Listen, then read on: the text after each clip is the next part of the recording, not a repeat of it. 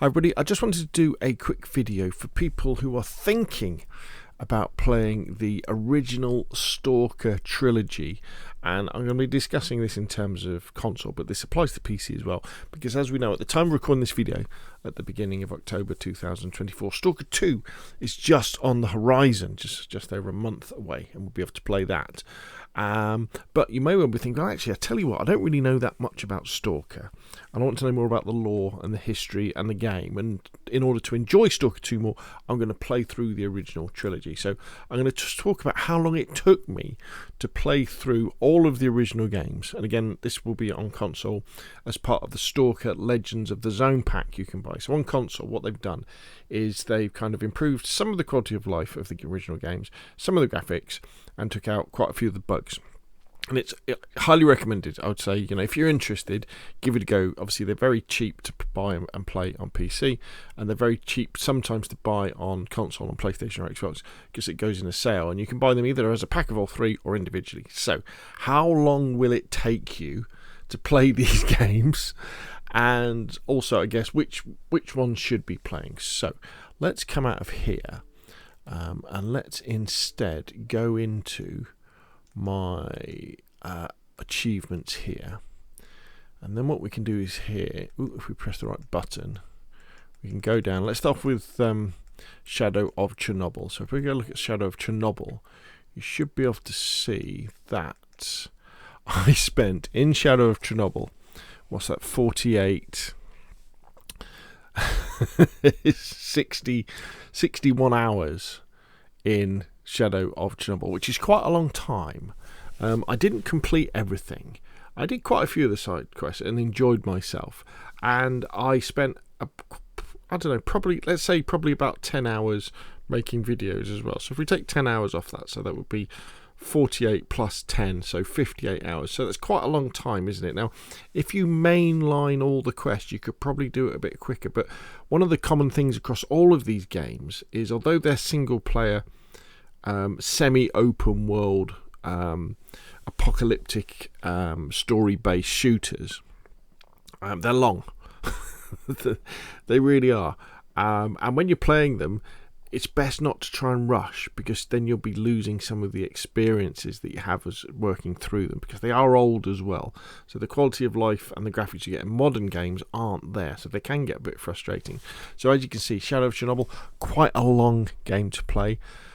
This is also the one that you should play. In terms of modern quality of life stuff, it's the worst game. It's the most basic game in terms of the way that it looks and the way that the inventory system works and things like that.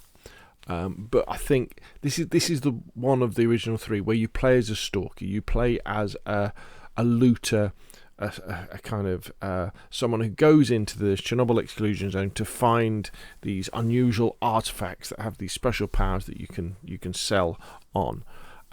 Whereas in the next one, in Clear Sky, you play as a mercenary, and in the final one, Call of Pripyat, you play as a soldier. So even though Shadow of Chernobyl is the least impressive technically, it has the most important story of the OG trilogy. And I would say, if you're only going to play one, it has to be Shadow of Chernobyl. And as you can see, I spent about 60 hours in it, and thoroughly enjoyed myself. And at the end of that time, if I didn't have lots of other stuff to do, I would want to go back in and play it again, probably on a modded PC version. Okay, so that's that one. So let's go back and have a look at... Ooh, we've come out of there, haven't we? Let's go back and have a look at Clear Sky. Here we go. Now, Clear Sky is the second game in the original trilogy, came out in 2008. However, this one actually is a prequel to Shadow of Chernobyl. So in Shadow of Chernobyl, you play this guy who's a stalker who's going into the zone, and you learn all about the zone, and the idea is you're working towards the center of the Chernobyl exclusion zone. That's kind of your geographical mission. In the second one, this one occurs before the original game, and you play a mercenary who's working with these scientists who's trying to figure out what's going on in the zone. It looks very pretty to start off as well. Looks much better than Shadow of Chernobyl, but you will be visiting lots of the most common places. And as you can see here, I spent 33 hours in Clear Sky, and did enjoy myself. It's the hardest one of the original 3, I think, and the most frustrating, maybe because I didn't get my head really around how to find many artifacts and sell them in order to get lots of money. I struggled the most with this one, but I enjoyed it. I did enjoy it, and again, I would want to go back to it. However, this is the one that if you only wanted to play 2 of the 3, I would say this is the one that you would probably miss. You can probably miss this one out and come back to it later. But there we go. So 24, add a sort of about 33 hours in Stalker Clear Sky. Okay, how do we get back? Can we just get back after? Can we put back that way? Here we go. Right, and then we have Call of Pripyat, the final one in the original trilogy.